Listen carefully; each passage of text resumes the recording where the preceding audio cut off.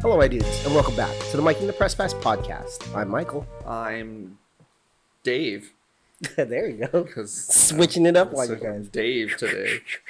Took a week off, changed shit up. Feeling agile. Mm-hmm. Real agile. So what you been up to for this past 2 weeks? It really, you would think it was 2 weeks and I have more. I finished Perry Mason, so that was cool. Non-spoiler review. Um, On a scale of 1 to 10, 1 being the lowest, 10 being the highest. 5.5, 6. Huh, okay. Would you recommend it to people? No, probably not. Okay. I would say 6. Okay. It's a well-executed show, but there are some glaring flaws that illuminate once you've watched the show. Yeah. In its entirety. But it's a well-done show. I like the production values. I like the acting. I like the overall trajectory of the plot's not too bad. But there's just a few things here and there. And there's one thing that I really want to give it credit for, but I need to wait for you to watch the whole thing. Well, actually, I probably don't. I will say that I think that the show... My biggest criticism of a lot of shows nowadays is that they beat you over the head with how fucking woke they are. And I think that this show demonstrates well how you can have, quote, diversity in a show. There's a gay character. There's a very prominent black character. There are prominent female voices in the show. Does it pass the Bechdel test? Oh, absolutely. Why wouldn't it? I don't know. But it just seems to be like it didn't pass the Bechdel test, so it's not woke. That's a pretty low bar, though, really. Hello, I am a female. I am also a female. Let's talk about something that is not related to a male. No, they have to have names. Yeah, that's right. Hi, I am Karen. I am Kate. Yeah. I like your shoes, Kate. Passes the Bechdel test. So, I think the greatest example of that was Rick and Morty. That whole what the fuck? That train series was like, you gotta write a story, Morty, where it passes the Bechdel test. But it doesn't club you over the head. I mean, there are some times when it's a little more pronounced. Like, you'll notice as the series goes on that Della, the assistant gal, Yeah. she is just a little too right all the time about everything. Women. It's just like, no, she's just like, she's just right about everything all the time. And there's always kind of like, it's not overt, but it's just this kind of like, these men with their toxic masculinity. Like, just, it's just like, and she's right. Yeah. Like, I don't get me wrong, I like her character a lot. Yeah. I think her character is interesting and great. You know, she's sassy and she's smart and she's assertive, and those are all sexy qualities. Kind of reminds me of like the whole problem with 8 Mile, where Eminem's always in the right no matter what. There's no like conflict with him, with his character, his conflict. Yeah. Like there's like some like he has a weird characteristic that would be problematic for some people, but he's just right all the time. Yeah. So yeah, it makes it kind of boring.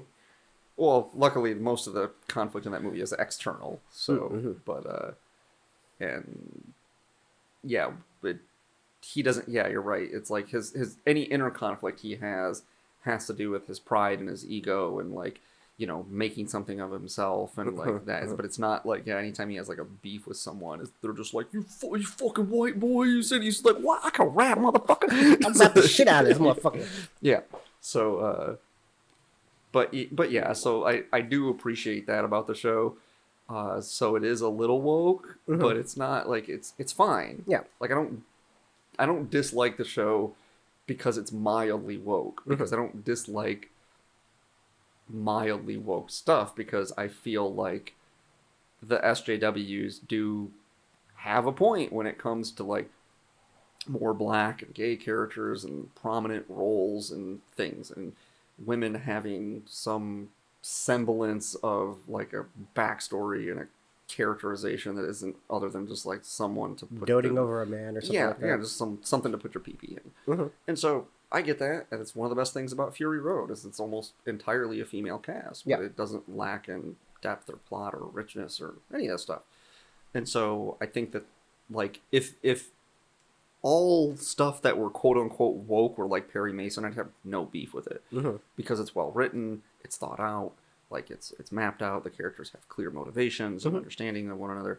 But most of the stuff is just atrociously bad. It's just like, not only does it beat you over the head, but it's just very poor rating, very just lacks, like just garbage. Like I tried to watch an episode of Umbrella Academy, like the second season. I didn't enjoy it at all. I didn't like. Dude, I couldn't even get past the first episode. I watched the first episode of the second season, and it's just like it's just literally like if like every single evil person is just like a straight white guy, and every perfect. That sounds like a movie I need to fucking see. And every single like character that's like a protagonist is something that's not that. It's just like this clear line between just like evil heterosexual white guys and like everyone just bringing else. Their hands in the corner. Yes, and moreover, it's not just that the bad guys are all straight white guys, but every straight white guy is bad. Oh, okay. Every one. They're all right, just like up to 11 evil, right? Like even the most like innocuous like guy on the street, like, hey, let's go. Hey, you drop that, you know? It's like, you fucking, you damn Jew, just fucking get him, you know? It's like that Bill Burr bit where he's talking about it's all the way down to swimming now. You know, they have that one token white guy that like represents all racism. And it's like, get out of the pool. You know, it's like, you gotta go out there. You gotta show the white man that you could be the best swimmer ever.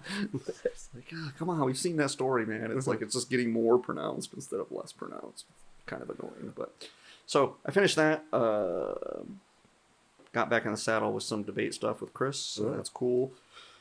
Getting more into the kind of meat of kind of teaching the kids how to build cases and stuff like that, which is more my wheelhouse than the actual like first unit that we were doing. I was just kind of helping Chris with that, but that was mostly his thing, and I was just kind of like being a cheerleader, like, yeah, you're good at that. You go, Chris. Right, yeah, you go, girl. And so, but now it's like we're getting into stuff that like makes sense. Like how do you establish a thesis in an argument? How do you make something logically cohesive? How do you make narrative flow? How do you make use of a narrative voice? Like all that stuff. Use ad hominems all the time. Yeah. That's the way to beat your enemy. Yeah. Totes. What about you? What have you been up to? Lots of stuff. Been going back this week. Recently just rewatched Raiders of the Lost Ark. Great movie. One of your favorites. Indy's a mass murderer. And it's like the whole thing where like no matter what Indy does, he didn't need to be there because all that stuff was going to happen anyway. Yeah, it's kind of, he always has Dante syndrome from Clerks, right? I'm not even supposed to be here today. Oh, yeah. He's supposed to be here today. Yeah, the only thing that he affected was probably finding the Ark faster. That was probably the only thing he did. Oh, actually, no, because they would have got the medallion anyway if he wasn't there. So yeah, it doesn't make any sense. They would have gotten the Ark anyway, and then they would all the Nazis would all of them would have died. But he was there to bear witness. Yeah. Well, he didn't see anything, but yeah. Well, to the close your eyes, Miriam. To the events of the movie. Yeah. Bears witness. Tries to foil. It's kind of fatalistic for a Steven Spielberg movie. Yeah. Like, oh, this all would have just happened the same anyway. What else? Finished that. Did we talk about? Yeah, that Netflix series Mars. Finished that up. There's two seasons of it, and it was interesting the first season because it was more of like the science of it and what is being developed to get to Mars, and then the second season is basically just like a save the Earth infomercial, and then Mars, like, is it just a free for all? Do you like preserve anything? No, free for all. Yeah, so that's the question that everybody's asking. Let's grind through that planet like we. Yeah. Yeah, I heard they have oil on Mars, so we got to give it freedom. Yeah.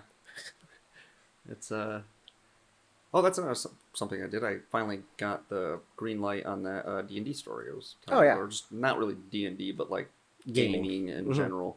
I did my first interview for that today with the gal that owns Elusive Comics. So that was fun. Is it hard to get her? Not elusive. No. Elusive. But nice try. No, actually, she was like really happy to talk to me and got back to me really quickly and was a real chatty Cathy. So Oh yeah, pretty rare. do you prefer that rather than oh, it's the same for me?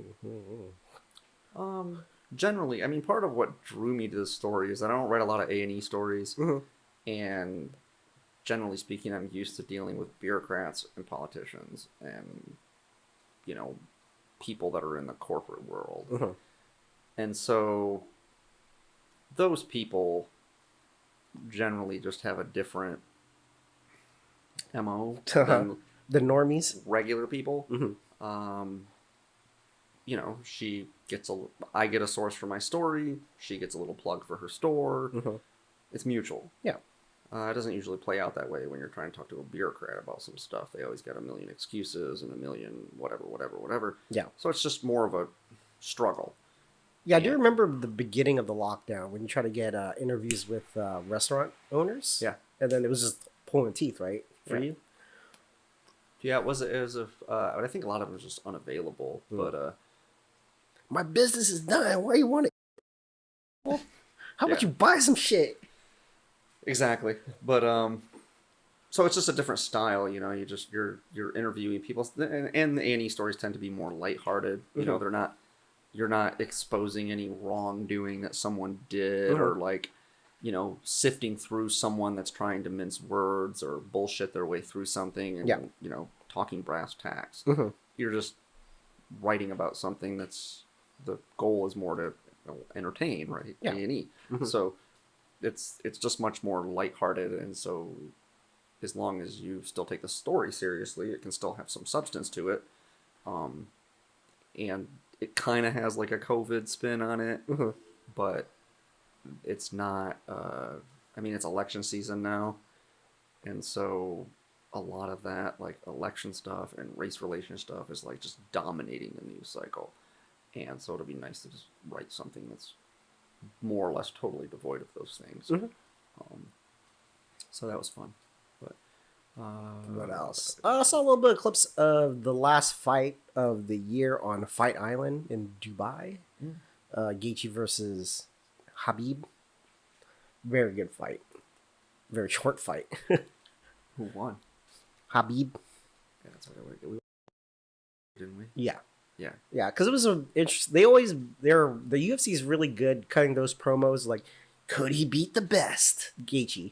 Because he beat the shit out of Tony Ferguson, and it puts it in they plant the seed in your mind like maybe he can beat him. Well, anybody can beat anybody, like potentially, but yeah, everyone has a puncher's chance. Just will he? Yeah, I wouldn't bet on it. Yeah, and then the game plan. It just seemed like the game plan that he wanted to enforce on Habib didn't fucking work at all. It was just a scramble all the way through to the end. It's funny how much when you assess a fight up, if you don't listen to any analysts or promos or anything like that, usually whatever your initial assessment of the fight is usually right, and it's and then you kind of get into that it kind of gets in your head. It's that's what happened with the Mayweather McGregor fight. Oh, people are like, yeah, he does have a chance. McGregor could win. It's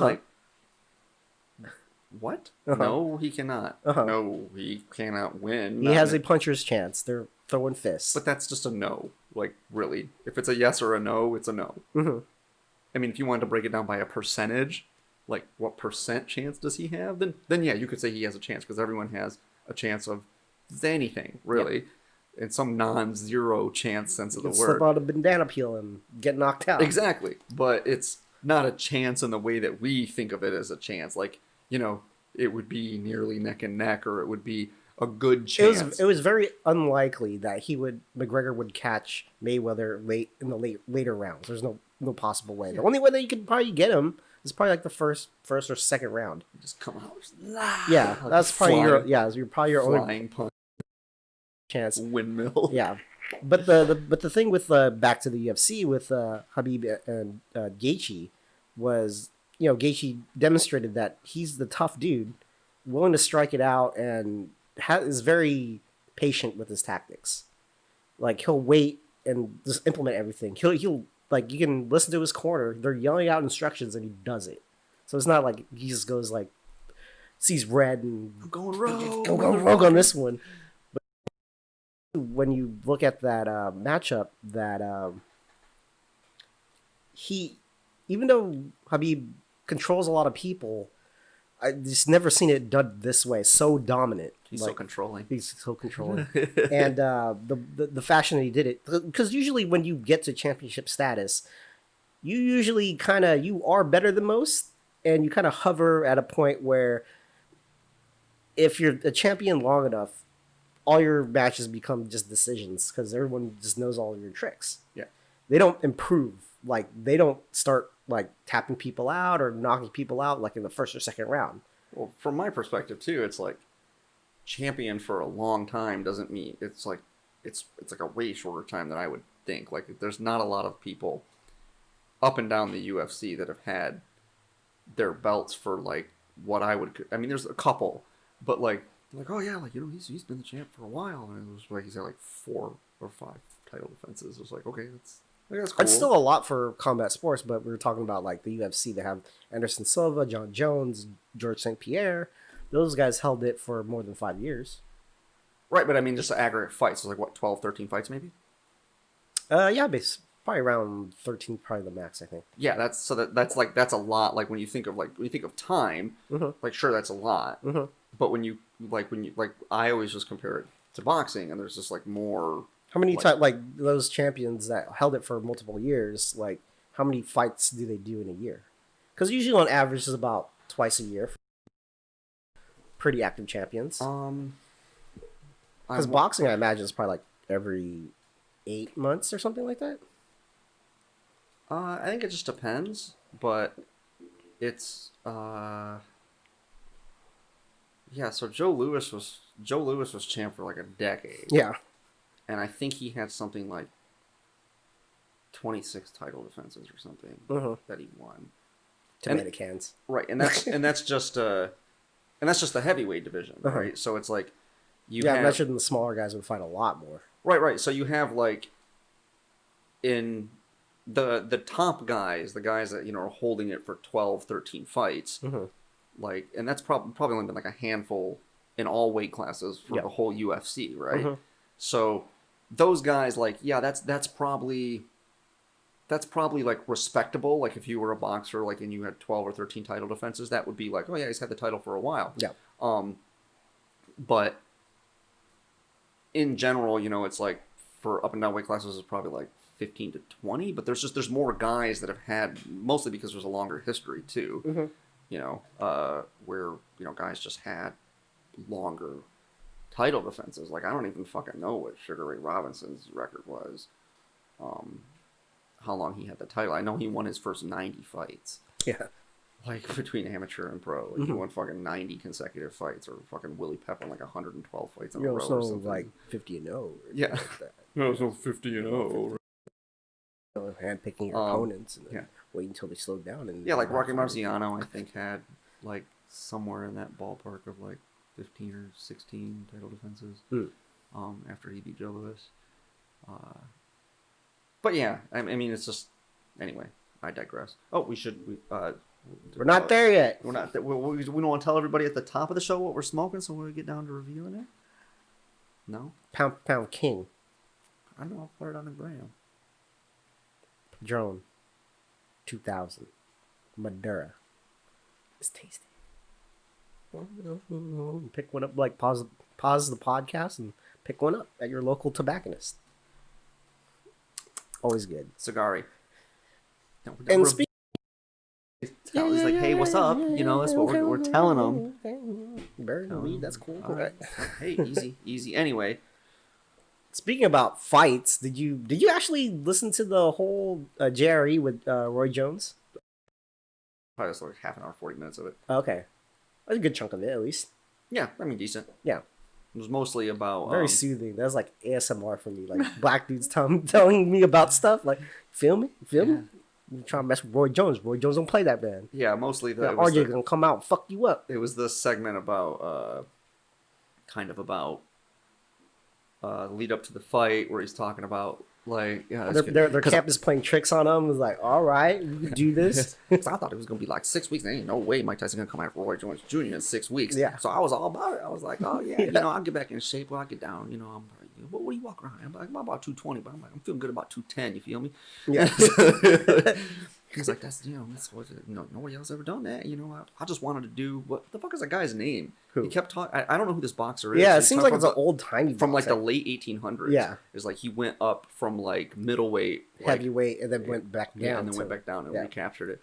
He was like, I want to see if I can do that. Am I that good? I don't know. Am I as good as I think I am? I could be. I don't know. Yeah. But he's hands as fast as ever, though. You understand what I'm saying? Yeah. Yeah, I do. So I was like, nice. Yeah. I like that. So it was that segment where he was talking about how people had said that he'd been offered like, $20 million or whatever. Yeah, it was like, they didn't fight. They didn't ask. They didn't offer. Didn't ask. That's why I didn't fight him. Yeah. Because they always talk about, don't offer me $40 million fighting Mike Tyson back then. I just love the story. Like Michael B. Jordan's like, I'll box Roy Jones. He's like, sign the papers, man. Sign the papers. Just sign them. He didn't give a fuck. He's like, I'll fuck you up for free if I want to. It's so embarrassing. Because it's not like most like pro athletes that are retired. It's like, well, we'll have like an exhibition. Like, we'll sign the paper. I'll fuck you up.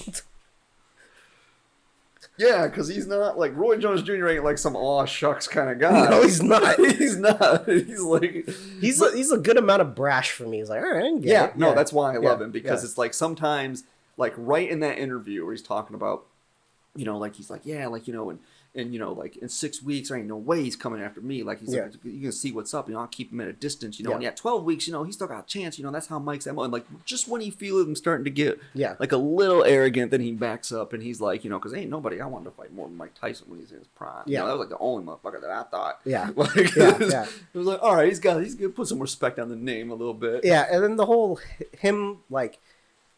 He like kind of like broke down the fight in his head already. It's like if it goes this way, I go this way. If it happens this way, it happens this way. Yeah, it's like the whole idea of also shortening the rounds. It went from like 3 to 2. It was like, man, that's all in Mike's favor. Yeah, it was like we won't get that tired in 2 minutes. We'll get some rest after that and do that. But 3 minutes, Roy Jones gonna fuck him up. Yes, yeah, he was talking about that. He was like, he don't want the 3-minute rounds. He wants a 2-minute round, and that's gonna help him. That's gonna help him. But we talking about a little bit longer of a fight now. Originally, they don't want like 6 rounds or 8 rounds or whatever it was. Yeah, we got a bit longer. It helps Roy Jones. Yeah, like, damn, this guy thought it out, dude. Mm-hmm. Yeah, so that's good to hear. Some professional boxers are like super punchy. Mm-hmm. So it's good to hear that. Yeah, I don't know. That dude's super sharp. I don't know why he doesn't like do like fucking color commentary all over the place. I think he had like a contract thing for some organization in Russia. I think. So he's waiting for his contract to come up. Oh, is it still like even though he's not fighting anymore, it's still going on? Yeah, I think he's doing color commentary. Okay, because I was gonna say I thought it was. Yeah, because he hasn't been fighting in 2 years, and so I was like, I really just expected him to pop right up on the color commentary. Yeah. Like right after that. Yeah, because he was on HBO, right? Boxing. Mm-hmm. Yeah, on that he was the color for the commentary. Whoa, team. hey, they don't say that anymore. Oh, what? Yeah, just okay. We love you, Roy Jones. Yeah, that was it was satisfying. It was like lo-fi hip hop conversation. yeah. It's like the total opposite of the first Mike Tyson interview. Mm-hmm. He didn't even want to talk about boxing at all. Yeah, I don't know. I'm not that guy no more. I'm embarrassed. I'm embarrassed to talk about that. What else? Oh, and finished up Bert Kreischer, The Cabin on Netflix. It's basically like a live or film podcast, but they do activities. It's like a sitcom. Bert goes to a cabin, tries to relax, brings his friends, antics ensue. So, yeah, it's worth the watch of watching the first episode. It has Tom Segura and Joey Diaz. Yeah. So, it's really weird because I feel like Bert Kreischer is not really a comedian. He's a guy who hangs out with comedians. He's like the dancing bear for comedians. Like he's just like a party animal. Yeah. He's Spuds MacKenzie for like comedians. And he's funny. Don't get me wrong. I'm not saying he's not a funny guy, but he's not a comedian. Not really. Why do you say that? Because he's just really not. He's just like a funny storyteller guy, but he doesn't have like structured comedy. Like it just doesn't. He tells jokes on stage. I think that counts as a stand-up. He just doesn't feel like a working professional. He just doesn't feel like. I'm not trying to take anything away from him. He's great. I like him. I just. He's no Jerry Seinfeld. You're saying. That's exactly what I'm saying. Well, I mean, Mitch Hedberg wasn't Jerry Seinfeld. Seinfeld's comedy is not really my cup of tea, but he is like structurally like laid the foundation for like just modern comedy. Period. Like as far as like understanding comedy academically, and Carlin or on the Sunset Strip. What's his name? Pryor. Yeah, Pryor. Right. Those guys. Yeah, but I wouldn't call those modern. Like those were his predecessors. I think those guys ushered in the modern like comedy scene. Sure, but if you were going to do like a round table of like the people that know the most about comedy in that era, it would have been Richard Pryor and George Carlin, and if Lenny Bruce was alive, it'd be Lenny Bruce, and then maybe like Eddie Murphy, right? But now it would be like pretty much just Louis C.K., Bill Burr, and Dave Chappelle. Like it'd be those four guys. They're all of different stripes and different styles, but of all of them, like as an academic like understanding of like what comedy is and how it works, the machine, the animal of comedy, like I don't think anybody knows more about it than Jerry Seinfeld. Machine. Machine. No, like I said, that's something if you're interested or even watch some of their Bert's podcast, I'll definitely have a watch of the first episode. Yeah. Yeah, sure. Just hanging out and doing stuff. He's like, I'll just do anything. People just watch me do anything. Fucking, I'm hilarious. He is the life of the party. Yeah. He reminds me of my buddy Dennis so much. Like, just not as angry. He's this more jovial version of my buddy Dennis. They both got that kind of like fat guy energy. So that's good. Got anything else for? You missed a big part. Pool. Pool. We played pool twice. Yes. Twice. Not as bad as I would have thought.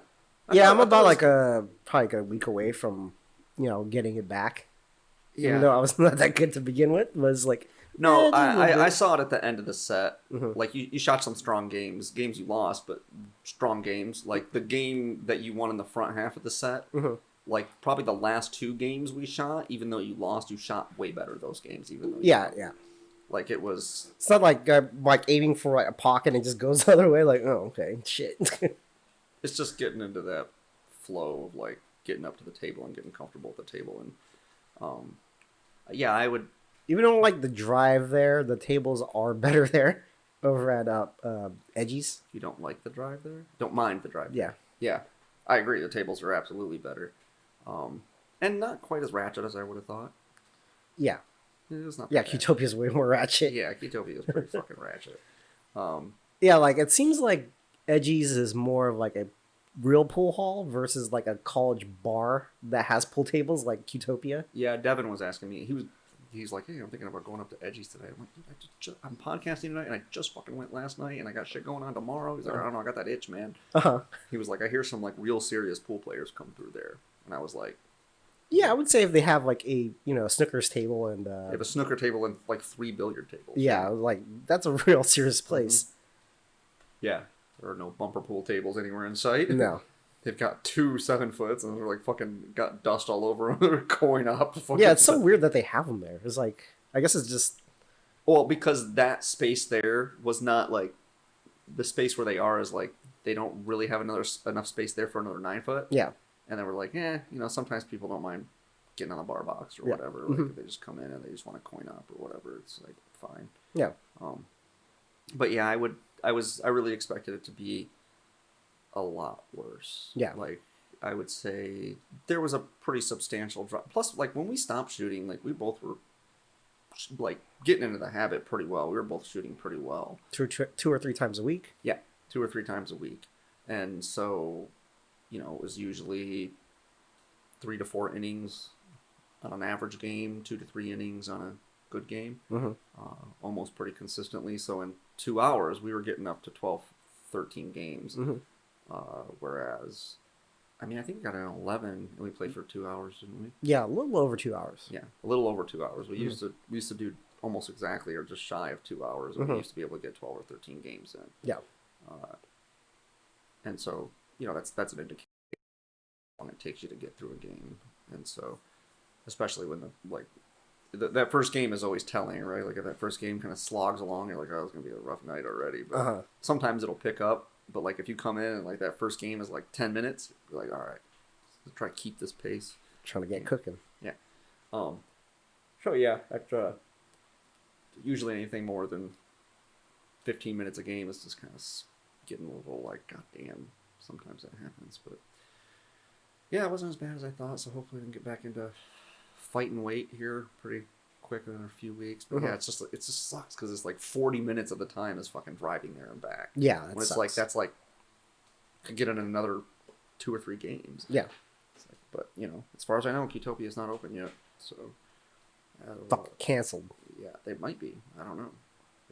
I thought about just driving up there, but it's like they're not answering their phone. I can't imagine they're open. Yeah, and I stop by there like once or twice a week. Oh, do you? Yeah, and it's all boarded up. Oh, it is. So I'm like, I don't know. What are you going over there for? I live near there. Oh, you just drive by, you mean? Yeah. Okay, you said stop by, like you had like some... Well, I like check out, like it's around my area. Cruising, I'm like, stop, slow down. Looks all right. So... You should throw a Molotov cocktail at the building, and when the cops show up, you should be like, hey, do you guys know when this place is opening? Yeah, that place made money. I don't know. They're just, the landlord was an asshole or something like that. I have no idea. I don't know. Yeah. I don't know. And Josh was telling me something, the guy that is the manager there, he was telling me, but I thought they were like, trying to like buy the building off of them or whatever it is. Like they pay the rent, and I don't know how that was going. Because he was talking about like, hey, we're gonna do all these like, spruce the place up. We're gonna refelt all the tables, and they did some of them. And they're fucking crummy felt, but it's like from the dollar store felt. I was like, what the fuck like is fucking this? Shag carpeting and shit. Yeah. But you have to use a roller to fucking get the little pills out. Yeah, it's not good. No. It's like and the tables there they're I forget they're that aren't they the one don't they have the pockets have like little panthers on them. I forget what kind of tables they have. They're not terribly good tables. I thought they were Brunswick. Are they Brunswicks? I think so. Okay. Yeah. Yeah, maybe they are. I do like that ball return. That makes it cool. Yeah, the Brunswicks they have at Edgies are nice. Yeah. Like they're... So far all the tables we've been playing were pretty good. Because I'm used to the shitty, like, pockets. Shitty pockets, shitty rails. Yeah, I thought shop. it would, like, deaden out. Like, oh, it doesn't do that. That's weird. Yeah. But it's apparently what all tables should be like. Yeah, it makes you more confident doing banks and kicks because it's like, you know, the rails are true. Like on those tables at Utopia, I try to like just not do a bank or a kick if I can absolutely avoid it, unless I just have to like kiss the rail or something. But yeah, you did that little Z thing. I was like, ooh, nice. Oh yeah, yeah. Well, that's what it was. I was like, I didn't have a shot, and I was like, fuck. I was like, you know what? The fucking rails seem pretty true on this table. Let's just test that out, right? And like, that's the test the rails pattern. I was like, oh, it went in nice. And then I think I choked on the 8-ball, didn't I? Or did I run it out? Yeah, I think you did choke on the 8. Yeah. On that one. I was like, all that for that? Well, you know, man. Just gotta do what I gotta do. Yeah, I'm kind of bummed that I don't get to shoot with Devin tonight.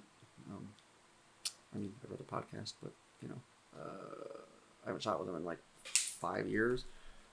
Oh, 5 years. I haven't shot with him since I lived in Ann Arbor. Okay. And so I've lived here 5 years. Yeah. And so are you prepared for your spirit to be broken? Even if he's only as good as he used to be, yes.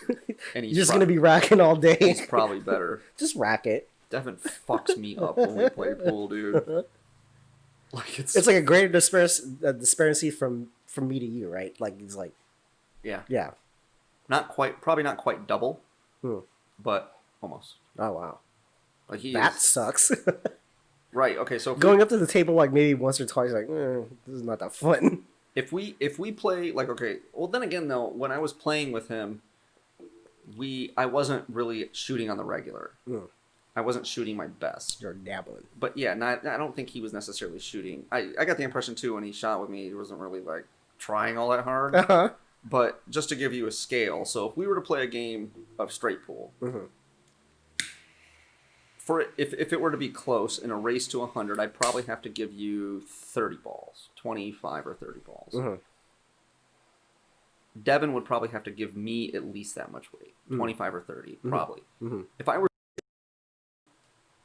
and he were shooting normally, then probably 20. Mm-hmm. But if he was shooting well, it would probably be more like 35 or 40. In a race to 100. Mm-hmm. So that means if you played straight pool with him, like not even to transfer it, just to give it an idea. I need 90. You would probably need 70. Uh-huh. Probably. Yeah. Seems right. Yeah. I remember the last time I shot pool with Devin. I missed a leave by 2 inches, and he ran 26 balls on me. Damn. Yeah. It's not that hard if you Yeah, try. he was just like, it wasn't a big of a deal. That's just, well, you've met him. That's what his demeanor. He's been on the podcast. That's what his demeanor is like. Yeah. He's just like, well, they were just kind of all lined up. It's really easy if you think about it. It's like, yeah. Just aim for the hole. Yeah. Aim for the pocket. That's But I have no idea where his game is now. Uh-huh. But it sounds like he's been playing all along. And like he's been living here for a few months and hasn't been able to shoot pool. And so... I thought he said they're... Oh, probably just didn't go out. They were, and then they closed. Yeah. And so it's probably only been... Thanks, Obama. It's only been like a month or two since he shot, and he's already like coming down from Modesto. Yeah. Like he's willing to go all the way by down. himself Yeah. to shoot. Like that's how much his itch is. He's probably the type of dude that would play for like, what, 8 hours? I don't know how long he plays for. I mean, we would only play for a couple hours at a time. It's not so much that he plays long stretches. I think he just plays frequently. Like he used to make his rounds to the tournaments, and then he would shoot on his own, and he would shoot with other people, and that's, but like that's his thing. Is he's like yeah, that's the thing, man. Is I really like pool, but I really don't like people at pool halls. Like I don't want to hang out with them. I don't want to be their friends. They're just like they're fine. They're just scumbags. Yeah, pretty much. Yeah. So yeah, but no, I'd be curious. Like if I get my game back, so it'd be nice to shoot with them and whatever. Because I never really like when we were shooting. I never really felt like I got my game back entirely. I was shooting maybe 70%. But I think they're at the tail end of when we were shooting. I think we might have had a couple of bad weeks right before COVID where we both were shooting really poorly. Yeah, there's a stretch was like, what the fuck? But there was a couple months where we were both shooting pretty solid. That's probably about as good as I can shoot. In general, like as good as I've ever shot. Yeah. Where, it takes me 3 innings to run the table out, and every now and again I might run down in 2. And if it takes more than 4 or 5 innings, then it's like I'm a little irritated at myself. Yeah, you're a little spotty with like, clearing it out from the break. You've done it once. I've seen it once. That's about it. Yeah. Yeah. It's well, for me, the big thing is like getting it going. Once I get a run going, I can usually like 8-ball choking notwithstanding, which tends to be a fucking problem with me. Where I'll have 4 balls on the Sasha table. Grey in it? I'll run all 4 of those balls out, and then I'll get down to an easy leave on the 8 and just fucking shank it. Like that happens a lot until I get my game back. Like I don't know what it is. Just get in my own head or something. I think. Or I'm just like, this is so easy. I got that leave. That's what I wanted. And then it's like plunk.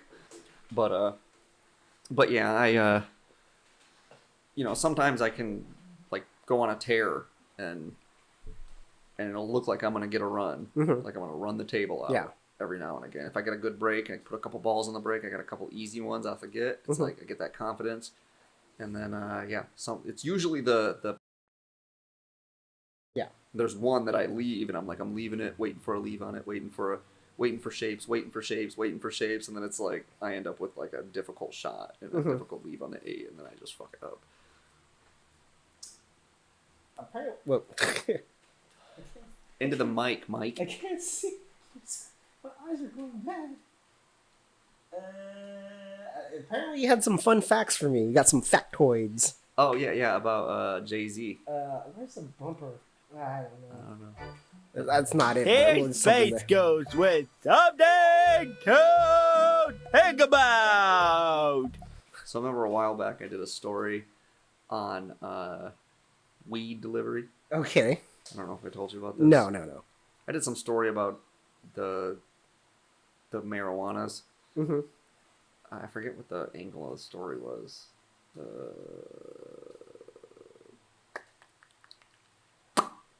How high is too high? I don't know. It was something about COVID weed shit. Uh-huh. And because everything's got some COVID fucking like it's like the It's like the salon. I wonder if there's a strain called COVID-19.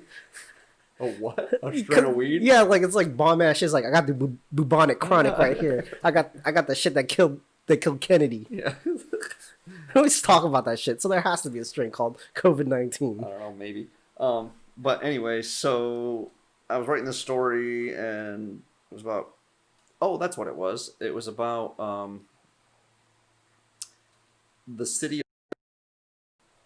So remember back in like 2016, the state of California said like, "Hey man, we like weed. It's groovy, bro. It's allowed and shit. Yeah, groove on this. Fucking smoke that." Uh-huh. Right. So part of that legislation, which I think was Prop 16. I don't know. Part of that legislation said that the state allows it, and there are state regulations on it.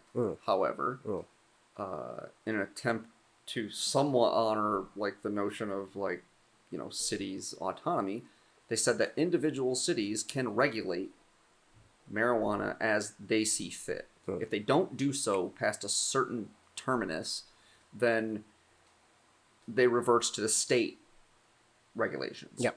Okay. So the city of Santa Clara kept kicking the can down the road. Like they kept just like, whatever. And they put a moratorium on it. And then, and then that expired. And they put another moratorium on it. And then that was coming up to expire. And like there was all this like hysterics about allowing it. And like they didn't know like how they wanted to regulate it, what areas in town they wanted it to have, what the tax was going to be like. And then so ultimately that kind of shuffled down this path where they were like, oh, the revenues from marijuana aren't what you would expect them to be. And so we're facing like permanent moratorium on it. Like just no. No. And so write the story that like, wait, what do you mean no? Like the states, the voters said that this is okay. The people that live in your city said yes. And now you're just saying, fuck you, you don't get that. Right? And moreover, they're all in a crunch because of COVID for money. And it's like, oh, it was only like, $8 million instead of $28 million like anticipated. It's like, oh yeah, I bet you wish you had the fucking $8 million now, don't you, motherfucker? Yeah. Right? So I wrote a story about it, basically. I can only get my child to use Mercedes. What kind of animal am I? Precisely. So I wrote a story, basically, which the backdrop was kind of it's horseshit, and how, yeah, they fucked up because the city the city's like applying for like $20,000 grants, like all over the place. You see them in every consent calendar at the city council meetings. There'll be like 8 different grants, and they'll be anywhere from like $10,000 to like $20,000, and it's like any money they can. And there's like potentially millions of dollars of revenue that they just said to fuck off to. Yeah. And so I wrote the story about it, and this is the long version of getting to my point. What are we talking about now? Jay-Z. Oh, okay. So because I wrote that story, I talked to somebody at Caliva. Caliva's a weed delivery system. They're like probably the biggest player in that arena. And so, unbeknownst to me, as I had described previously, see a previous Grinds My Gears segment about how because I emailed somebody, they just put me on their like fucking press release. Yeah. So they sent me a press release. Check out these dank nugs, brah. That's pretty much exactly the email I got, which is that like entrepreneur and rapper Jay-Z releases his own strain of weed. He's got his own strain of weed now, and it's about to drop. It's about to drop at Caliva soon, right? It's gonna be hot. So I just thought that was really funny. I was like, man, this motherfucker's got his own weed brand now, which isn't surprising. Yeah, because he's got like if Snoop has one, Jay gotta have one. Yeah, I guess you gotta do what Snoop does, right? Well, that his name recognition carries a lot of weight to it. Because I even remember when the Commodore? Was it the fuck cigar did he make? It was made by Cohiba. Yeah. I think it was called the Commodore or something like that. He didn't make anything. Let's be clear about this. Yeah, but they just used his name. Yeah. And people were like, oh shit, that's the Jay-Z cigar. They just buy it. I'm like, You didn't ask me if it tasted good, but okay. Yeah, just whatever. The cachet of his. Yeah. It's got Jay-Z's name on it. Yeah. You know, it's like, and he just didn't he have like his own liquor too? Yeah, I don't know what it is. He's a businessman, whatever, and everybody likes that. And he's balling out. I'm not a businessman. I'm a businessman. Word. Yep. Or like that one guy that had his own fucking. Who was that guy you're talking about? Had his own like Burger King sandwich or fucking Mickey D's sandwich. Mickey D's. Yeah. Fucking forgot his name. He's a rapper, right? Yeah, he's a rapper. His nickname's like Cactus Jack. I forgot his name, but yeah, I don't care for his music, so I don't really care. He's got his own fucking McDonald's sandwich. Yeah, and it's basically just like a quarter pounder with bacon, and comes with like a certain sauce and a certain yeah, drink. it comes like a Sprite, and I don't know what the maybe nuggets with like. I don't know. Yeah, whatever. Who cares? I don't really care. No, but I do think that is awesome. Like, because that's not like high class. Like, you know, I got like, come on, Brandon Cristal, motherfucker. Like, Yeah. I'm balling out. I was like, I'm going to Mickey D's. I get it this way. Yeah, I like it this way, man. Yeah. I feel like maybe I was thinking it was Burger King because it was like a have it your way. And it was like thinking that was a tie into Burger King. Travis Scott. There we go. Travis Scott. There you go. Having Can you still get his Mickey D's meal? From what I heard, you can order it on the app, but if you go to this like actual like restaurant, they're not like, whoa. Probably because it just translates whatever it is from Travis Scott to quarter pounder with like extra pickles and a Sprite. Yeah, on their end of it. probably. But that's like the weirdest thing that he would just like have his own McDonald's Oh, thing. popular dude. I mean, I get that, but can you name another person that's like their own fucking Mickey D's meal? Or fast food anything? Yeah, I can't really. Because it's not a business venture for him, right? It's just like a plug. It's Yeah, like, oh, it's a plug for his album or something. I don't know. Something, yeah. Yeah, I don't know what it is. I don't know. It's pretty It's like ratchet. Kevin Hart having his own like athletic shoe. Like, why Kevin? What? Why? Okay, whatever. Because Kevin Hart, there's like this weird thing among like comedians, musicians, and athletes. Whatever you are, you want to be one of those other two things. Yeah. And so it's like Kevin Hart's a comedian, and everybody loves him. And so he wants to be a basketball guy, I guess. He's a big fitness guy. Yeah, he's a basketball guy. So he's into basketball. He's a whole basketball. It's like the shit. black version of Joe Rogan. Is he? I don't know. Except minus the bow hunting. Yeah, fitness dude. Oh, like in that regard. yeah, okay. the fitness. I got you. I don't know. I don't know much about Kevin Hart. I'm not really a big fan of his comedy, so Oh, you gonna learn today. I don't think he's funny. I don't. His earlier stuff was good. Just the new stuff, I'm not a fan of. I just like no that one that everyone quotes all the time. I've seen that whole special several times, Uh-huh. and it's just like I don't. I LOL'd all the way through. I didn't. I was just like, okay, this is supposed to be funny. Good for him, I guess. Enjoy your success until you get Me Too'd. Uh-huh. Or whatever happened to him. Yeah, he did. It was it? Okay. Yeah. I knew he got canceled in some way. I didn't know what it was. I think he had like a. if he something about his like if his son was gay, he'd like break a doll's head. Oh, that's right. Yeah.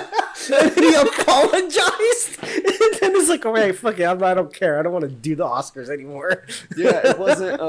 He wasn't Me Too, but he got canceled. No, yeah. he got Me Too too. He Did got he? caught cheating. So. Damn. Yeah, who was that had that bit? Wasn't it Chappelle was talking about Kevin Hart as like as close to a perfect person? He's exactly one tweet away from being a perfect dude. Yeah. Like damn. Oh god, I mean I get the outrage, but man, like I would break a dollhouse over his head. That's a fucking funny thing to say, man. This is funny, like, because it immediately evokes an image in your brain that is just so It was a fucking funny tweet. It's a fucking hilarious tweet. Yeah.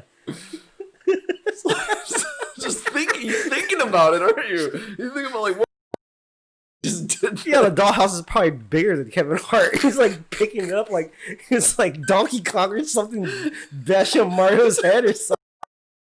Oh man. Man, you people are too sensitive. This shit's fucking funny. Or the whole thing with the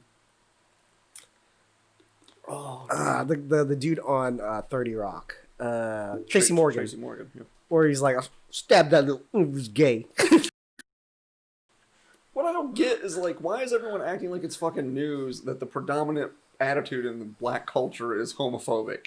Well, they're trying to get it out of the culture by doing all that stuff. It's like It's like, this is not appropriate. Stop doing that. I was like, okay. Right, I agree that it's not appropriate, but like if you recall, before it was federally allowed, California had gay marriage. They were like, yay, gay marriage. And then they like revoked it the next election. And I remember reading all this stuff and hearing all these pundits. I was like, oh yeah, it was the black vote that fucking did that shit. Like, like all black people like interviewing black people, like all these like I don't like that. polls and statistics about black voters and their tendencies. They were just like, yeah, fuck that. I can't sleep on that. Like, yeah, right. All right. So this is not new. That is, but you know, I get that criticism, but you know, whatever. It's like, fucking who cares? Like, it's like, you know, it's like when an old person says something like that, you're like, ooh, grandma, yeah. We don't say that anymore. She just, you know, guess she got what she deserved. Yeah. Fucking whore. Just like, whoa, holy fuck. Having a child out of wedlock, what a whore. Yeah, I remember my friend Claire, her mother, like, I always thought it was like hyperbole when people said that like women who dress provocatively, like if they get raped, that's why they deserve it. They deserve it. Her mother literally thinks that. That's not good. No, it's bad. That's I remember I was like, bad. seriously? She's like, no, really. She really thinks this. And I was like, wow, that's impressive. Like, I just never met anyone. Oh, you're that person. Yeah, like you. And a woman, too. They do exist. Holy shit. And it's a woman. That is some deep-seated sexual repression right there. Holy fuck. That's just like, I wouldn't even want to touch that. Fuck. That's super damaged. Yeah. But anyway. So... Surprise, motherfucker. Welcome to the review of the Pound for Pound King, Padron 2000 Maduro. That was too loud in the podcast last time. I didn't want to play it. Yeah. But yeah. So this is one of my favorites. One of my go-to standards. Is pretty much like the profile that I usually smoke in. There's variances of where I want to go with certain cigars, but in general, this is like the example of like what my tastes are. Yeah. In a cigar. Nicaraguan. San Andreas. Not San Andreas. Yeah. No. I think the Anniversarios have San Andreas. I don't think that one does. They're all San Andreas. San Andreas, Nicaraguan. I don't think so. I did my research, man. Alright. Pretty sure it's a San Andreas wrapper. I'm looking up. Because you can be wrong. No. I don't want to be wrong. No. I understand. I wouldn't want to be wrong either. I'm not Googling stuff on the podcast. I'm not you. Okay. All right. Well, hey, whoa, burn. Oh, wait, buddy. Yeah, well, you know, I wouldn't want to be embarrassed either. But it's fine. Yeah. The only critique I have about the cigar is that they kind of want to keep with tradition with that factory style of having it like not a triple cap, but a single cap. Yeah. And it becomes a problem, like, it's kind of almost 50-50 on whether or not the wrapper will start unraveling. Yeah. So usually I usually don't do V cuts or punches, but I would tend to be on that, like on the bigger ring gauges, like anywhere above the Robusto, I'd probably do that. Yeah, I think that's part of the reason that the 2 and 3000s are the best size, because they have the best construction. They're very I like the flavor profile on the Churchill the most. Yeah. It's just like, because it's a true Churchill, and so it's got a great flavor profile to it, but it can like just kind of not have like as great of a draw on it as like there's never a problem with the construction on the 2000, and it is tasty, like rich espresso with like not really prominent on that Nicaraguan spice, but like, you know, chocolatey coffee earth. Not a lot of complexity, but what else is in It's that? good. It is good. It is full. when I want something full flavor and I don't know what to have, this is usually what I grab. Also, the benefit of it too is that if you buy a box and sit on it for about 5 years, it'll be pretty close to it's pretty close to Anniversario. I would say if you want it close to, it's probably more like 10 years to sit on it for an Anniversario like level smoke. Like that cello has to be like fucking dark as shit. Yeah, but yeah, it does. It's like So if you're out there and you're have a shop that has Padrones, just see if they have older boxes. They have box codes, which is a nice benefit of. Yeah, I like it when they stamp the date on the bottom of the box when it was made. I don't think Padron does that, but they have the little ticket inside. That's a problem. Oh yeah, you have to open it to see, right? Yeah. Yeah. Or you just like ask to see. Can you see the cello, bro? Yeah. Look at that. Yeah, because usually you can tell like these cellos get. Usually after 3 or 4 years, they'll start to get a little bit, and then after about 7 or 8 years, they'll get. Yeah, it was picking up color. This is about a year old, so. Yeah. After a couple years, it'll be noticeably darker. Oh yeah. And then after about 5 or 6, 7 years, it'll be like really dark, and then it just basically it gets dark at like one end, and then it just kind of starts to bleed down. And then, like when you get one that looks like a fucking MJ12 Maduro wrapper, it's like fucking just dark. You can't even see inside it. It's like, oh man, it's gonna be so good. Yeah, and we've talked about this multiple times on the podcast where I just prefer the Maduro. I don't like the natural at all. At Ohlone, everybody loves the naturals. It's so weird. It's so weird. Because there's like too much cinnamon spice to it. It's like, I don't like this. That's why I don't like Cameroons. I wouldn't say I dislike it. Like, it's not like I dislike it. Like, yuck. Well, it's like the whole like Pepsi Coke thing is like, you take a sip of Pepsi, like, ugh, what the fuck? Yeah, I don't know that I'm that far in that direction. I'm more just like, it's fine. Because I like smoked one. I didn't know there was I didn't know they made a natural when I first started smoking. I was like, what the fuck's wrong with this cigar? Yeah, like if you were expecting a Maduro and you get a natural, Yeah, like when you go to draw on it, like I could see that being Yeah. unpleasant. But if I know it's a natural, like someone gave me one or something, Yeah. and they're like, I'm like, I'll smoke it. Oh, did you try that one that Father Bob gave you? Yeah, I smoked it while we were playing D&D that night. Yeah. Yeah, I don't even remember. Yeah, I was like, I don't really like the natural. It was pretty fucking good. Did you say it was like 13 years old or something like that? Yeah, it's pretty old. It was pretty good. I think that the age does better for the naturals. Like it definitely brought out some more of the depth of flavor to it. Yeah, and it opens it up a little bit. Yeah. Yeah, it's not so.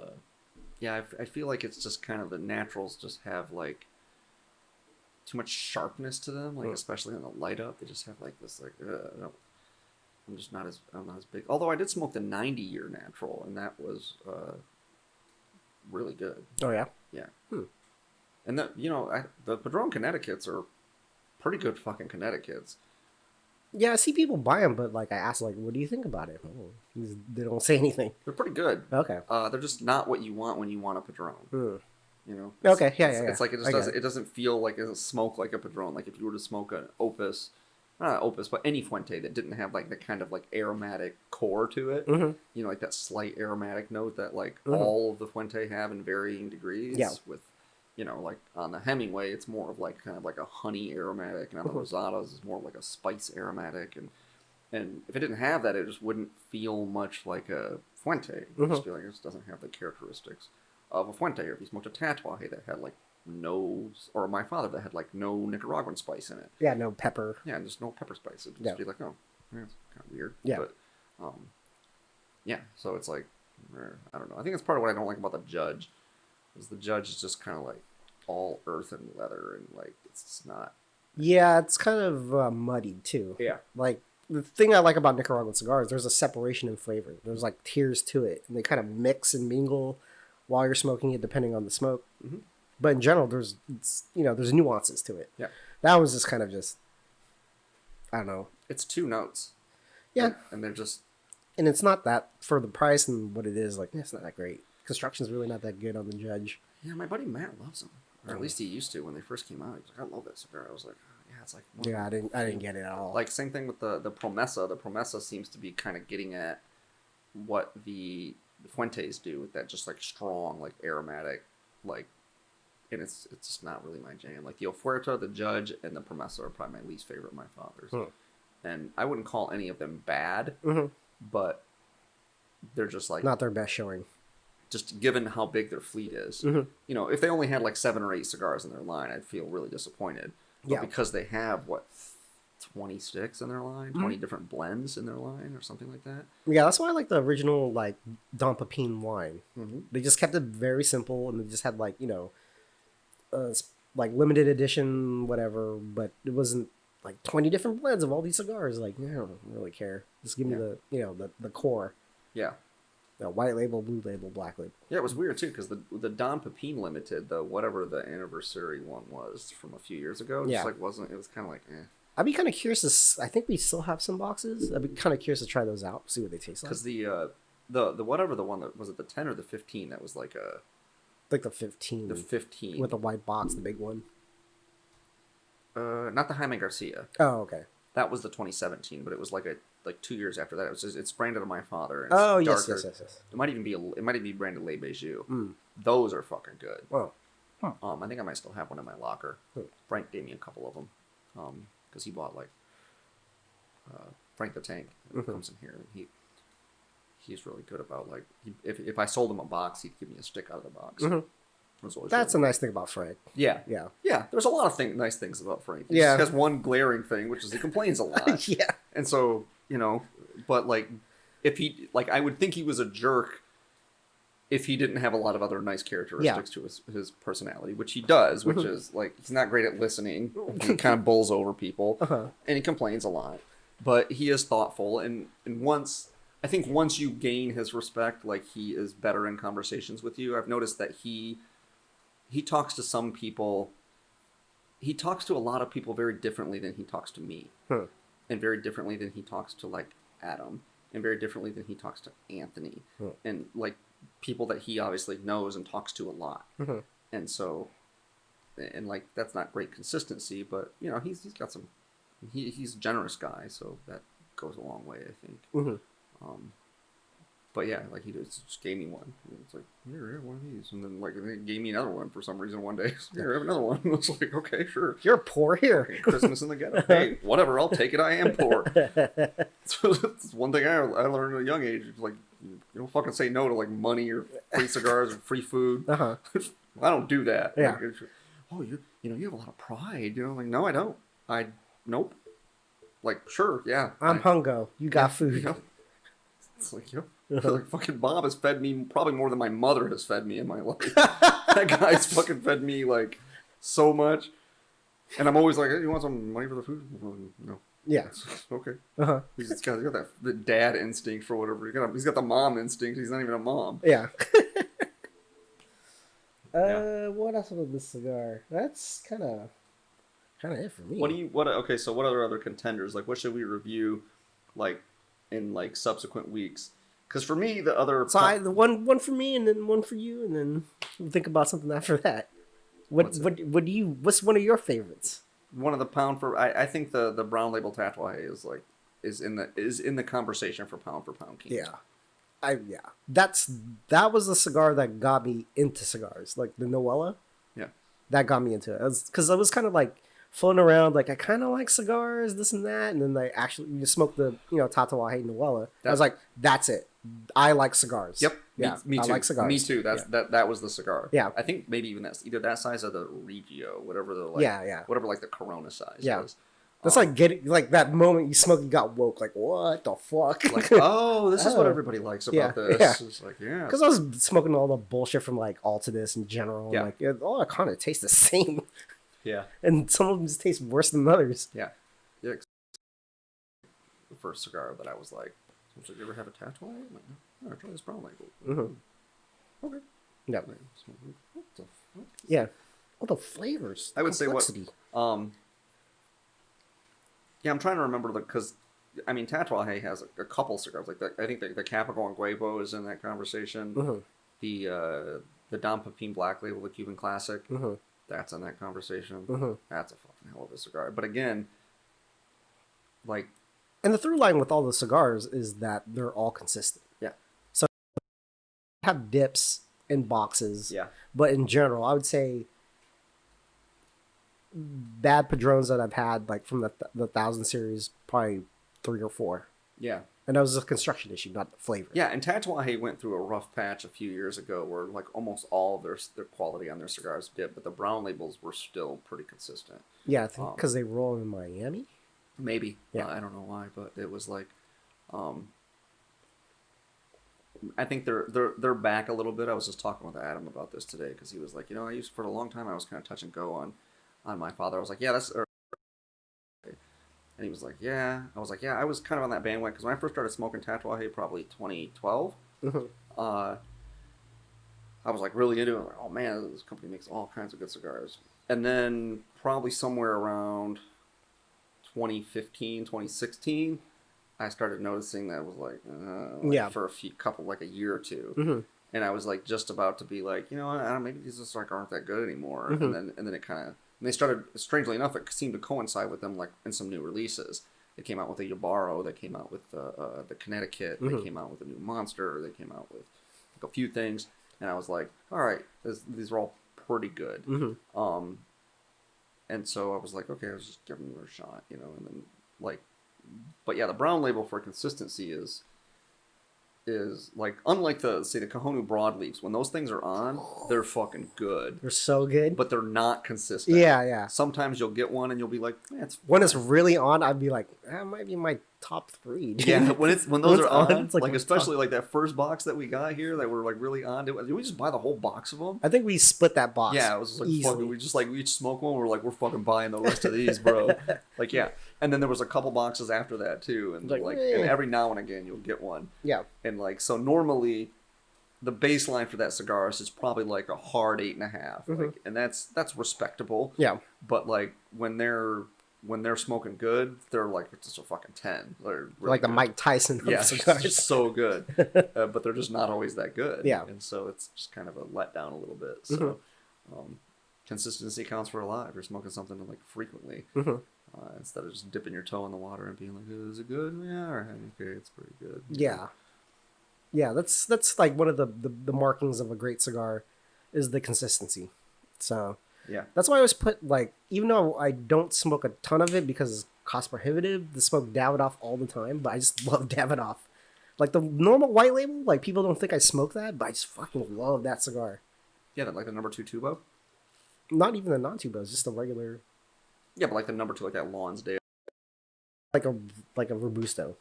Yeah, that's good. my jam. I think the Winston Churchills are good. The Late Hour is really good. The Yamasa is really good. Those are my favorite cigars from Davidoff. The Oro Maduro, their Maduros are fantastic. It's just that subtle, because I don't think they steam or dye their Maduros, so it has that natural like kind of mottled look to it, and just the subtlety in the flavors and kind of the nuances in that Maduro is like, Jesus Christ, all Maduros taste like this. Yeah, it's like eating like a chocolate bar or something like that. Yeah, it's like I'm trying to remember who it was. This guy at this old place, Tobacco Rose. I swear it was a Don Pepin Maduro, but it was like cause I think remember I was asking. I was like, didn't they used to make like a different Don Pepin? And you were like, I don't think so. And I swear it was like a Don Pepin Maduro that he gave me. Did it have a red label? I think it did. Yeah, that's his the original factory. I know what you're talking about. And they're Maduros. But they don't. But they're dark. But they're not. But they're not like, they don't use any.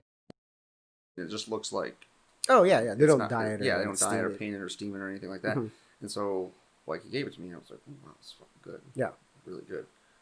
Because I remember like Don Pepin was actually here for an event, and we had this old stock of his cigars, and I guess during the time that he got bigger, they changed the label at one point, so it was like squared around or something like that. And I saw him, he's like, oh, he just picked it up, smoking that thing the whole time, and he's just like, when someone has like a really good cigar and they just like stare at the cigar and look at the band and like nod their head and keep on smoking it. Yeah, he was doing that the whole night. Yeah, just like, I am good. Yeah, just like, yeah, it's like it's like the same almost the same adoring look you would give to like a gal you're really into. Like, yeah. How were you? Yeah, all right. Like an old friend. Yeah. Just like, that's like, that's what I said when like Chappelle went away for a long time. He came back. I was like, oh man. He's like, you watch a new Chappelle special? I was like, yeah. It's like catching up with an old friend. Yeah, yeah. Like, that's just exactly what it's he went away, did some cool stuff, and then came back to tell you some stories. Like, yeah, see, just drop it on you guys. Yeah. Like, all right, fuck yeah, do that. But yeah, no, I know it's like, yeah, this is shit right here. It's funny too because there's a similar reaction but when something is bad, but the facial expression is slightly different. Yeah, it's like Yeah. like someone squirted lemon juice up your ass or something. Farting in your face while you're smoking a cigar. Like, What what the fuck the is this? I remember my buddy Dennis one time. Somebody was trying to convince him to smoke something, and it was like it might have been a Gurkha or something. It was not good like that. And like he toasted the foot, and then he was like. And he just went, ah! He like threw it in the ashtray. He's like, what the fuck is that? Oh, no, like, it was the acid. Yeah. No, it wasn't an acid. Oh, I thought the story was like he had an acid. Like, just try it. No, it wasn't. It was like it was just like, it wasn't a flavored cigar. Oh, okay. But it was just like, he was just like, wow, what the fuck? Didn't he do it in like, front of the person that gave it? I was like, ah. Yeah. And then like insulted him to his face. With, I think why would you do that to me? Maybe even threatened him. You fucking give me a cigar like that again, I'm gonna fucking pound your head against the goddamn concrete. It was fucking terrible. Dude was just like, oh. Okay, sorry, man. Shit. That's how Dennis rolls. He does not mince words. He's just like, you fucking jerk off. It's like, it's a fucking asshole. I'll fucking kill you if you give me that shit again. It's like, damn, dude. Yeah. Moving on. I like turtles. You like turtles. Got any recommendations for this week or this podcast? I'm still reading The Buried Giant, and it's still really good. But that was my recommendation last time we podcasted. I'm getting into it. No, I did have something. You go while I remember. I think the only thing I could recommend I've seen that Sarah Cooper, that lady that does like the lip syncing to Trump. I don't know why it's super funny to me. Is it lip syncing if you're not singing though? I've always wondered. Syncing, lip syncing. No, is it lip syncing if you're not like? I always hear that phrase used when people are singing a song along with the song. Yeah, I don't know what else you would call it. I don't know what else they would call it either, but yeah, it's similar in to what they do in Drunk History. That reenactment type of thing, and then the whole like and there's no like coherent like thoughts. It's just off the rails all the fucking time. that's how he rolls. I know he does, and it's weird. And and it's just like the little like visual gags that she does, and it's like, oh, that's really funny for me. So that's my recommendation. Oh, Indiana Jones, Raiders of the Lost Ark. That's Indiana Jones, Raiders of the Lost Ark. Yeah, that's like wearing like wearing an old like sweatshirt or a zip up hoodie. It's like, oh yeah, I remember this. This is great. Yeah, your favorite pair of jeans. Yeah. Okay, so we watched Seven this week, and if anybody listening to this has not seen Seven, I don't know what you've been doing with your life. You need to watch this movie. Super fucking good. Oh yeah. Yeah, and it was her idea to watch it. I think I told you this. Yeah. So she was like, hey, have you ever seen Seven? I'm like, you haven't seen that movie? And she's like, no. Like, I hear it's really good. I'm like, yeah, it's really fucking good. My buddy Chris says it's the best movie ever made, which I think is a bold statement. That's bold. That's bold. That's bold. It's good. It's bold. I would even venture to say that it's probably, I would go so far as to say it was probably one of the 5 best movies made in the 90s. That's about as far as I'll go. Yeah, that's fair. Like 5 best in the decade of 1990s. Maybe even like one of the 10 best movies made since 1990. Maybe. But not best movie ever. And he said it to me like in a way that like I was supposed to know. He's like, hey, like he texted me, so I couldn't get the tone. His tone, from what I gather, was supposed best to be like, what's the best movie ever? Right? Like I'm supposed to know. He was like, I took it like, what's the best movie ever? And I was like, Casablanca. Like that's not even a question. Casablanca's the best movie.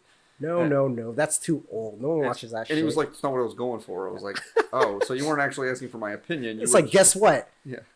What? What? No, guess. Guess. You gotta give, what is it? Mitch Hedberg has a bit like that. It's like, pineapple. It's like, man, if you're gonna ask me a question, you gotta wait for me to answer. I do remember that. That's an all-time great joke. Yeah, he's good. But yeah, that movie is like holds up really well. with a few things that I have criticisms of, which is like, man, like every time I watch that movie, like I get that like Brad Pitt's character is just supposed to have like moved, and he's kind of supposed to be like this down and out detective. But man, they go over the fucking top with how wrinkled that dude's shirts are. Oh yeah, it's I need to watch it again. It's so bad, dude. It's just like someone just balled his shirts up in a fucking like what? And the whole movie has that grimy patina on it, right? Yeah. It's always raining. Everything is dirty. It's just like it looks like Detroit, even though I don't think it is Detroit. They had to have filmed it in Detroit. I think it's Los Angeles. Is it? Yeah. Because it just looks like just grime of Detroit. Mm-hmm. Especially because, like I said, it's raining all the time. But yeah, then there's the end of the movie where they go out to like the fucking air. I'm like, where is a city that looks like that? And you can drive like 25 minutes and then you're in this fucking. Oh, you kept all the water in the city. What the fuck? There's fields everywhere. Yeah. It's like, oh. But yeah, if you can get over the, it's Kevin Spacey in it, which is, well, I guess maybe that's a spoiler. Spoiler, Kevin Spacey's in the movie. There's a great video of this guy. He hates Kevin Spacey. And then his friends are like, no, just watch Seven. It's a pretty good movie. And they show like a frame of like Kevin Spacey's like, what the fuck? You guys tricked me again. How can you hate Kevin Spacey? He's an awesome actor. I don't know. This guy just hates Kevin Spacey. He's good in like everything. Pay It Forward? Never seen it. No. It's not good. It has the I See Dead People kid in it. Haley Joel Osment. Oh, Haley Joel Osment? I don't know. I think it's Haley Joel Osment. Anyway, he's in it. It was like one of the movies he did while he was still a child actor. And it's just, it's kind of, because you're never going to watch it because it's not good. But I will tell you that it's fucking, it's savage in its fucking brutality. And I love the movie for it.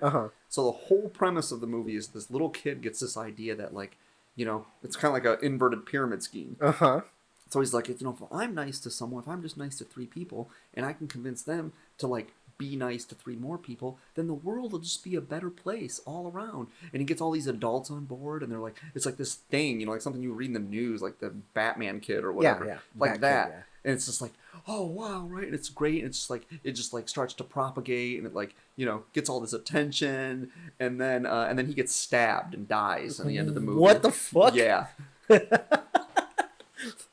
It's so weird. That's a fucking baller move. It's a baller move. It's no helicopter like flying into a dude, but it's pretty good. It's just like a hard right though. It's just like it's just like it's got your emotions right here in your hands, like putty. It's like and then it just like Did Kevin Spacey kill this kid? No, it's just like some other random fucking kid. Like I think just murders him. That's so weird. Yeah. Okay. And kind of awesome, but not really. It's like you said last night. The juice isn't worth the squeeze. Right? Yeah. It's just like it's just so cringy over the top with like the feel good bullshit. Yeah. That it like doesn't pay off enough at the end when he gets stabbed because like, and I'm horrible. Like I'm watching the movie like hoping he gets stabbed and then he does, and I was like, whoa, did I make that happen? It's like, oh, I feel kind of terrible now that I like made that little kid get stabbed. Can I control the movies? All right. Yeah, but watch Seven. It's up on HBO, which I lucked out. Everything's on HBO. Yeah, it seems to be lately. I'm like, hey, let's just see if this is on HBO. I was like, oh, it is. Okay, cool. Like, it's like have movies on there now instead of a bunch of fucking TV shows that I don't want to watch. Like, so that's cool. I finished Perry Mason, so I'm gonna watch The Outsider, and I'm gonna watch Raised by Wolves. Okay. Those are my next. Because fucking Westworld will come back anytime soon, so. Is Cobra Kai supposed to be back? Yeah. Is it this month? End of this month? I think so, yeah. And Borat 2. Yeah, Borat 2. McDonald Trump. McDonald Trump. Yeah. Hopefully Stranger Things won't come back and they'll just decide that they have to end it because the kids get too old. Yeah. It's like, oh my god, 11, what are we going to do?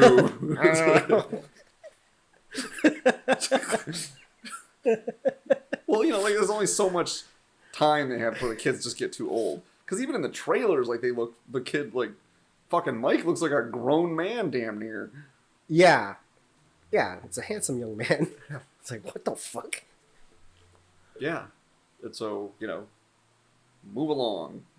Like, I don't want more of it. I want it to just be over. Yeah, I was hoping it would be an anthology, but... that trailer is what like I'm just done with Netflix shows now. Like I just Is there a trailer for Stranger Things? I don't know. 3, yeah, Oh, I didn't know that. yeah. Huh. Hopper's not dead. Go figure. Yeah. That's- no balls. Yep, I saw it. I was like, oh my god, like they're gonna show us that Hopper's not dead. He's not dead. Fuck. I'm like, that's it. I'm done. Fucking House of Cards took a shit. Yeah. Fucking that just took a shit. And like, there used to be some other show on Netflix too that I liked. I can't remember what it was though. It was like 2 or 3 shows on Netflix that I really liked. And then now they're all gone. And Floor is lava.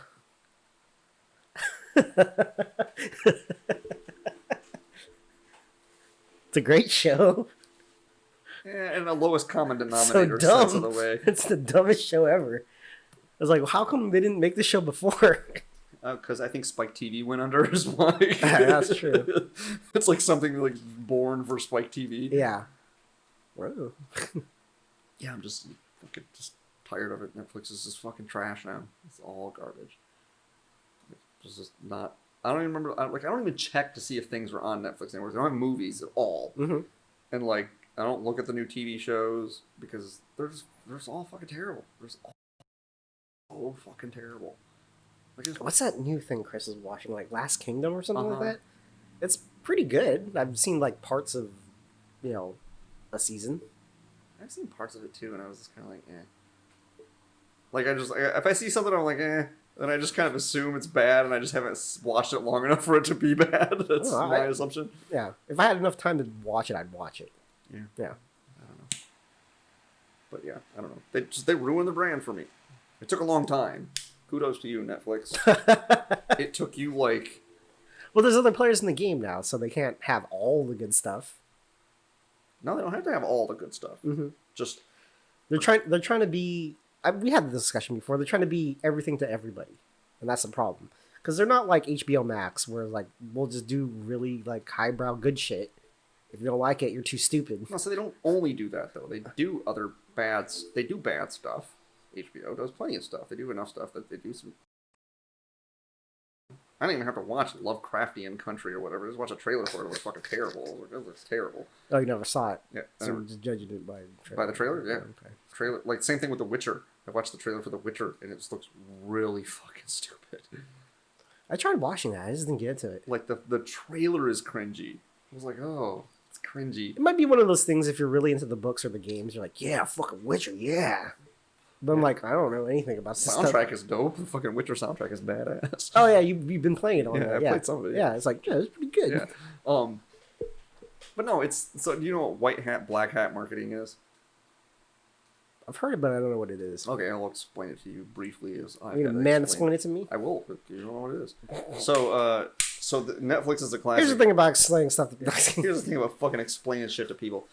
So, Netflix is a classic example of this, but I will use another example that is not as is not on topic. Okay, so I used to like this company. I used to buy my clothes, and I'm not one to shop. I'm not one to shop around. Right? I like very few things, like just plain simple things. You're not a fashionista. Of decent quality, right? That's what I want. Mm-hmm. And so I got turned on to this company a few years ago called Distilled. Mm-hmm. And for like several years, I bought all of my clothes from them. Mm-hmm. They used to only make clothes in my white, gray, and blue raw denim. Mm-hmm. That was it. And they That's all I need. made a lot of, like, they made a variety of different fits and raw denim. And then, they have like t-shirts and like dress shirts and like just high quality, simple staples of a wardrobe. And so I was on that bandwagon. I was like, yay, I don't have to if I need new clothes, I just know where to get them. I just get them on this site and they ship them to me. And it's cool. And they fit well. They fit like, a person of my body type. And great, right? Done. So over the years, they did this white hat, black hat marketing shift, which is you get like this base of customers and you build loyalty with them by a variety of things, right? Brand messaging and your quality of materials. And I remember the first year I was like with them, they sent this thing out to my inbox about like, hey, you know what we're doing for Black Friday? Nothing. Because Black Friday is a giant fucking scam. So what we do is we just try to offer you things at reasonable prices every day. Here are our products. Come shop them. And I was like, all right, I like you, Distill. That's a good tactic. Good call. You're right. It is fucking horse shit. And they did all stuff like that. They used to make their clothes in the United States, which I'm not like a big like labor, but like just things in the U.S. typically are just better quality, especially if they're denim and shit. But then even they started like making some of their denim in Japan. And so which is a good thing too. Right. For me, it wasn't like American workers and American labor and like anti-sweatshop. It wasn't any of that. It was like Japan makes great raw denim because they have all of our looms from the early 1900s and 1920s. They just bought them all up and now they're making raw denim and they're making a killing. All that, and they had like all these things, like these little things. And gradually they started whittling them away. Started introducing, like their whole thing was like, basic essentials. Your wardrobe should be like these things and they should last you several years apiece. So they didn't have a huge catalog of shit. And then they just started expanding, and like switching up like all the different like things and then they got rid of their raw denim entirely. They stopped making their clothes in the United States entirely. They started doing Black Friday bullshit. They like all this stuff to the reason I liked the brand. And overall just the quality of their clothes also decreased and the price of their clothes went up. Not a lot, but like incrementally, and the quality went down. Trying to boil that frog incrementally. And so what they're trying to do is that they have like one image, and you basically get a loyal cadre of people to be brand ambassadors and tell people about this brand and whatever. And then as they grow, once they get to a critical mass, they can sacrifice that base of customers at the altar of just getting bigger, because now they've gotten to a certain critical mass. And so now they're no longer the company that you liked, but they still have the auspice of that company that you like, right? The reasons that you liked it are now popular, and like that message is propagated, even if it's propagated falsely. And so they've done this switch. They switched over, to get rid of the customers you had to get new customers. And this is exactly what Netflix did. Like over a gradual amount of time, it was like they had my loyalty from the DVD and the mail days, and then they started streaming, and they continue to have my loyalty because of a carryover from the DVD and the mail days, and the catalog of stuff they had. And then they still had a catalog of movies, and they started making TV shows, and those TV shows were pretty good. Some of the ones that weren't even my cup of tea were still okay, like Orange is the New Black, right? It's not really my cup of tea, but I watched a few seasons of it. Like, it's a pretty well-made show. It's just kind of quirky and whatever. But then, like, they've just kind of stretched beyond that, like, so far that, like, the original brand that I even had any loyalty to is just gone. It's just disappeared completely.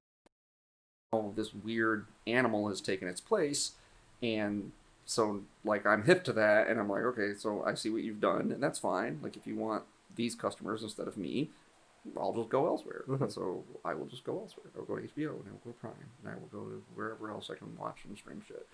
I don't even check it anymore. Like there'd have to be some like Westworld level acclaim for a show on Netflix. Click an episode of it on. Like at this point, it's like so bad. Mostly, it's kind of a jilted lover kind of situation too. What you doing? Yeah, it's like you like hurt me. Yeah. You hurt me, so I'm not coming back. Yeah. Right. Like you hurt my feelings. You ostracized me. So even if you make something good at this point, like I'm just bitter now. I'm just bitter. I don't want you anymore. I've moved on to another girlfriend, and that girlfriend is HBO. So it's like, so that's my spiel about Netflix. But HBO has a lot of good stuff. Yeah, they have a track record. Maintain that, like, I see lots of stuff on there, and I can tell a lot of, like, what's that show with the chick from Seinfeld in it? Veep? Veep. Yeah, looks kind of dumb. I don't really have much interest in it. I've seen, like, clips of it. It's like, that's right up my alley. I just forget Veep is on HBO. Yeah, I don't, but even the shows that aren't for me, like Sex and the City, not for me. Like, it's a well-made show. It was kind of like what they were doing with Orange is the New Black on Netflix. It was like, if this is, like, the thing that you have that's not for me, like, that's still respectable. It's fine. It's not utter trash where it just ruins your brand. It's just you're catering to a small, like, a subset of the same market, like if you have the same sensibilities about shows, but you want a show about like freewheeling city gals or whatever, it's like, A bunch of Spencers. right, I don't really want that, but I get why people would. And so and Amazon is like starting to up their game. They have some pretty solid shows on there now, and it's the same thing with the Marvelous Miss Maisel. I don't like it, but it's a fine show. Like, it's respectable. Like, it is empirically a well-made show. I just can't get over the fast-talking high trousers thing, the super pithy dialogue. It's like fucking an hour and a half's worth of dialogue in an hour. All right. I think that does it for this week. You got anything else? No, that went by fast. We're talking for some sort of time. We had a good amount of time. All right, well, yeah, we can A call little it. shorter than usual, but So am I. So are you. yeah. It's all right. It's all right, man. Apparently, I seem taller than you, according to Adam, by the way. Okay. He was like, yeah, Mikey's smaller than you. I'm like, no, he's not. Because I was like, Mikey's not smaller than me. Mikey outweighs. I think because I'm wider. And he was like, well, he's shorter than you. I'm like, no, he's not. We're like the same height. If anything, he might be a little taller than me. Uh-huh. Like, oh, I don't know. Maybe he just seems shorter than you because he's quiet. I was like, maybe. Is that how it works? Because what it was is this guy came in, and so I think I might have told you this. This guy one day called the shop at Aloni, and his name is Kevin Chen. Huh. And I didn't read the caller ID very carefully, so I just picked it up. I'm like, oh, hey, what's up, Kevin? And he was like, Wait, what? Hello? And I'm like, oh. I was like, is this Kevin? He's like, yes, Kevin. I'm like, Kevin that works here? And he's like, no. I'm like, oh, fuck, man, I'm sorry. Like, is your name Kevin Chan? He's like, it's Kevin Chen. I was like, oh, fuck, dude, I'm sorry. That was Kevin. And so he came in, and so we have this guy, Kevin, and he comes in, and he looks like this other Asian guy that is also named Kevin. He took his mask down today, and he has like a handlebar mustache, and I was like, okay, so you actually don't look like the other Kevin, but with his mask on, I was like, this guy, he was like, I was like, since when is your locker over there? And he's like, my locker's always been over here. And I was like, I swear your locker was over here. He's like, I think you're confusing me with another guy named Kevin. I'm like, oh, maybe I am. What's your last name? And he told me his last name, and I was like, oh, no. And he's like, oh, yeah, like, I think he used to work here, or I don't know if he still does, but I think you're confusing me with that guy. And I'm like, oh, no, that's Kevin Chan. I was like, you don't look anything like Kevin Chan. Kevin Chan's like 3 inches shorter than you, and like, 50 pounds lighter than you, and like, he didn't look anything like you. I'm like, there's this other guy, Kevin. He's like your height, he's your weight, he's Asian, he has glasses, and he styles his hair similar to you. And I couldn't see that he had a mustache, and that I couldn't see his mouth and his nose and everything. So I couldn't tell that he really does look different. But he was like, I don't know, I just assume we're Asian, we all look the same. I'm like, you think people think you look like Kevin Chan? And he's like, I don't know, I guess. And then I was like, yeah, it's the same thing with Mikey saying that people thought he looked like Kevin Chan. Anything like Kevin Chan? Nothing like him. Nothing like him. Well, I did it a couple times where Anthony, he comes here as a customer, bigger dude, beard, and Anthony then Miller? yeah, Yeah. and then a guy came in like same build, beard underneath the mask, like, hey, what's up, dude? Come in. Yeah. And like, well, excuse me, like, oh, sorry, I thought you were somebody else. Yeah, yeah. It was someone else did that to someone at the shop too. It was weird because it was a white guy. And he was like, "Hey, how's it going, Butch?" And I was just like, "That is not Butch." And he was like, "Oh shit, that's not Butch." I was like, "All right, so it's not just me." Yeah, I did get a Mexican guy confusing me for another Mexican guy. That was good. You could pass for Mexican. Yeah, this guy, I was opening up the shop, and this guy's like walking towards me, and hi, hola, and I was like, okay, and he kept on talking in Spanish, like, oh no, I don't speak Spanish. Oh, no español? No, No, dude. just walked away. Don't. Sorry. That must be weird. Those people just think that you speak a different language because you're a brown person. Yeah. Like, no, he has to. Here, take my cousin. I think my cousin is like the wedding thing. It's like my cousin is fluent in Spanish. She's like a curvy redheaded, fucking like super pasty chick who lives in Spain. Is fluent in Spanish. So she's like, yeah, it's kind of weird because people just like don't expect me to know how to speak Spanish at all because they just look at me and they're like, hello. Hello. For the listeners, when I went to a wedding, my cousin's wedding in the Philippines, I don't speak any Tagalog. I barely understand it. And there's another, the bride, tall dude. He's probably like about 6'4", looks white, but speaks fluent Tagalog. So I'm standing next to him at the wedding, and then the people are giving directions to people, and they're speaking to me in Tagalog, and I'm like, just nodding. And then they go up to him. It's like, okay, we're just gonna be over here and there and here. It's like, oh, you should stand next to you the whole time. Yeah, just explain shit to you. Yeah. And if they don't, then he can just be like, oh yeah, he said blah blah blah. Yeah, blah, blah, blah. Oh, cool. I'll stay next to this tall guy. Yeah. Who's white, but apparently can get me by. Yeah. Yeah. All right. I think that does it for this week. That does it for this week. Peace. Thanks for listening to Mikey and the Press Pass podcast. Consider subscribing. You can rate and review us on iTunes, Spotify, Stitcher, Google Play, and pretty much anywhere where you can listen to podcasts. And you can also write us with any ideas, suggestions, or horrible burning criticism at mikeyandthepresspass@gmail.com. Thank you.